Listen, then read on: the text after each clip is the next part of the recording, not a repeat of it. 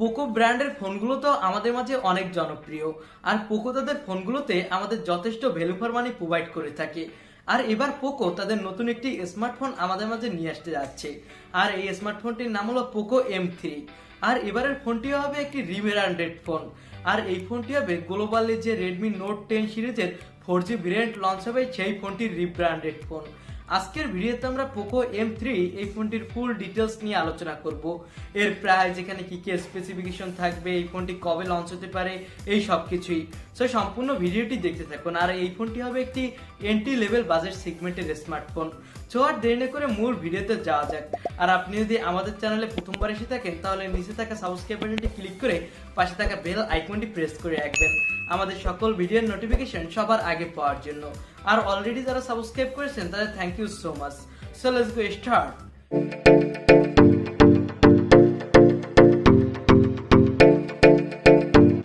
এট first আমরা এই ফোনটির লুক ও বিল্ড কোয়ালিটি নিয়ে আলোচনা করব। পোকো M3 এই ফোনটির ব্যাক সাইডে ব্যবহার করা হবে ট্রিপল ক্যামেরা সেটআপ।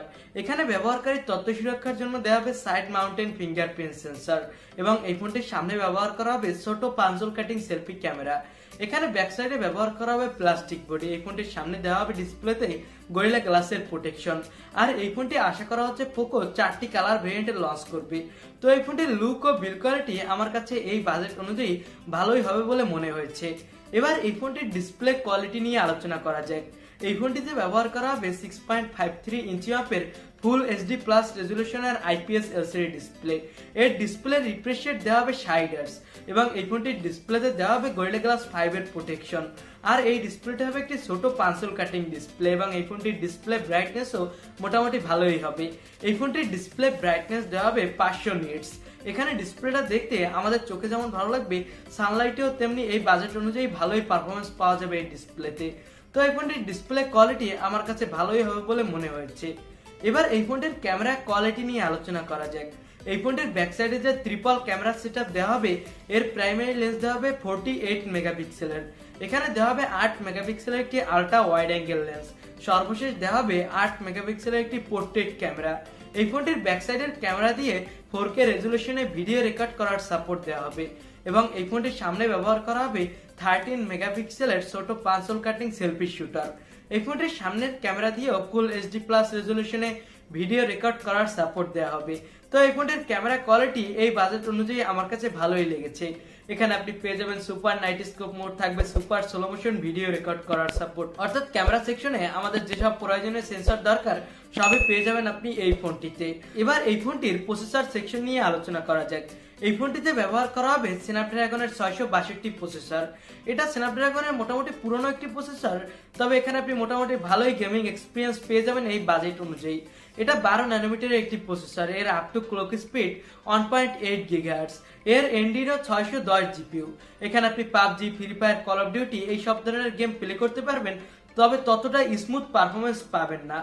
আর এই ফোনটি পোকো আশা করা হচ্ছে 3টি র্যাম ভেরিয়েন্টে লঞ্চ করবে। এর বেস ভেরিয়েন্ট শুরু হবে 464 জিবি থেকে এবং এই ফোনটির টপ ভেরিয়েন্ট হবে 8256 জিবি।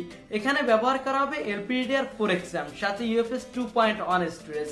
এখানে এই দুটির মিলিত কম্বিনেশনে এই ফোনটিতে আপনি মোটামুটি ভালোই ফাস্ট পারফরমেন্স পেয়ে যাবেন। আর এই ফোনটিতে আউট অফ দ্য বক্স দেওয়া হবে Android 11, সাথে থাকবে MI UI 12। আর এই ফোনটিতে দেওয়া হবে 3.5 মিলিমিটারের অডিও জ্যাক, পেয়ে যাবেন USB Type-C পোর্ট এবং পেয়ে যাবেন গ্লোবাল NFC সাপোর্ট। অর্থাৎ এক কথায় একটি ফোনে আমাদের প্রয়োজনীয় যেসব সেন্সর দরকার সবই পেয়ে যাবেন আপনি এই ফোনটিতে। এবার এই ফোনটির ব্যাটারি সেকশন নিয়ে আলোচনা করা যাক।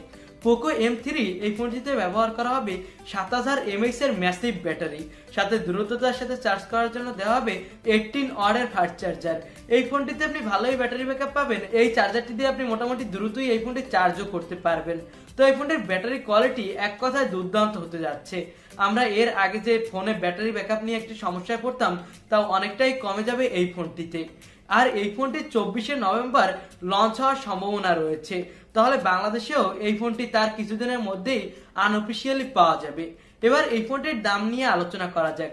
আশা করা হচ্ছে এই ফোনটির দাম হবে ইন্ডিয়ান রুপিতে 13 থেকে 14,000 রুপির আশেপাশে, যা বাংলাদেশে আসলে আনঅফিসিয়ালি 16 থেকে 17,000 টাকায় পাওয়া যাবে বলে আশা করা যায়।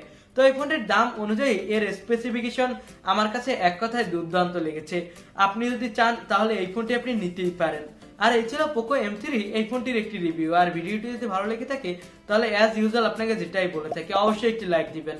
আর আপনি যদি এখনো আমাদের চ্যানেলটি সাবস্ক্রাইব করে না থাকেন তাহলে আমাদের চ্যানেলটি সাবস্ক্রাইব করে পাশে থাকা বেল আইকনটি প্রেস করে রাখবেন। আজকের মতো ভিডিও এখানে শেষ করছি, দেখা হবে অন্য কোনো ভিডিওতে। আজকের মতো এখানেই বিদায়।